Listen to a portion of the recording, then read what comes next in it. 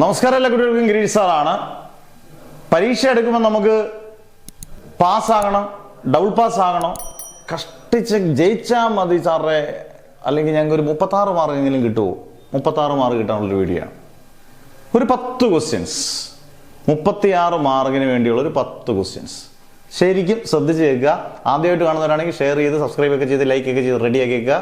എല്ലാ വീഡിയോസും പിള്ളേർ കാണുന്നതിൽ നമുക്ക് ഭയങ്കര സന്തോഷം.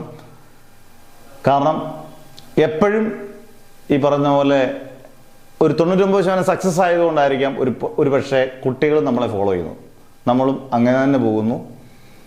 അത് എല്ലാം നമ്മുടെ കുട്ടികളുടെ എല്ലാവരുടെയും പ്രാർത്ഥന കൊണ്ടാണ്. അന്നേരം നമുക്ക് സ്റ്റാർട്ട് ചെയ്യാം.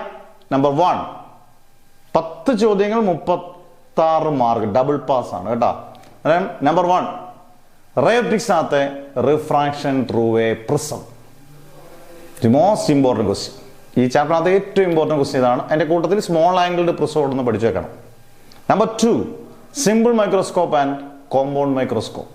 സിമ്പിൾ മൈക്രോസ്കോപ്പും കോമ്പൗണ്ട് മൈക്രോസ്കോപ്പും കാരണം അത് വളരെ ഇമ്പോർട്ടൻ്റ് ആണ്. രണ്ടും എസ് ആയിട്ട് ചോദിക്കാം, അതിൻ്റെ ഡിഫറൻസും ചോദിക്കാം.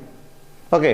Number 3, Huygens principle, proof Snell's law, റിഫ്ലക്ഷനും റിഫ്രാക്ഷനും പ്രൂവ് ചെയ്യുന്നത് രണ്ടാണ്. അത് നമ്പർ 3. Number 4, വീൻസ്റ്റൺ bridge. ഏത് ചാപ്റ്ററാണ്? കറണ്ട് ഇലക്ട്രിസിറ്റിക്കകത്ത് ചാപ്റ്ററാണ് Wheatstone's bridge. Number 5, capacitance of a parallel plate capacitor, capacitors in series and parallel. ഏത് ചാപ്റ്ററാണ്? രണ്ടാമത്തെ chapter. Number 6, AC generator principle working. AC generator principle working.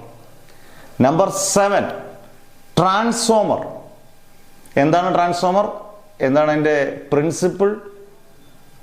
ഏതൊക്കെ തരം transformer? Step up, step down, അതിൻ്റെ difference, VS/VP NS/NP, problem, losses of a transformer, very very important. Losses of a transformer, copper loss, iron loss, magnetic flux leakage, hysteresis loss. Okay.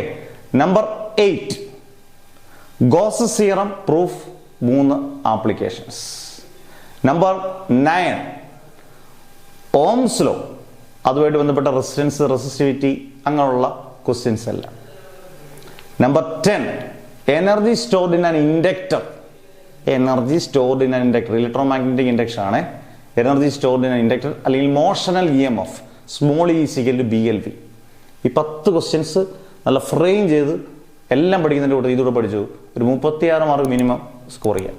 അല്ല, easy ആയിട്ട്. Never ever give up.